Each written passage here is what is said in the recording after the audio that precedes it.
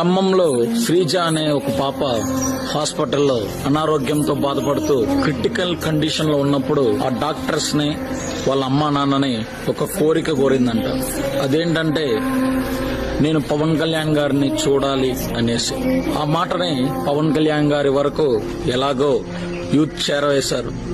పవన్ కళ్యాణ్ గారు ఖమ్మంలో వచ్చి హాస్పిటల్లోకి వెళ్లి ఆ పాపని చూసిన వెంటనే ఆయన కళ్ళల్లో నీళ్లొచ్చాయి. తన అభిమాని ఆపదలో ఉందని తెలిసిన వెంటనే చూడ్డానికి పవన్ కళ్యాణ్ గారు వచ్చి ఆమె కోసం కన్నీరు పెట్టాడంటే అర్థం చేసుకోవాలి పవన్ కళ్యాణ్ గారి మనస్సేంటో, ఆయన మనస్తత్వం ఏంటో.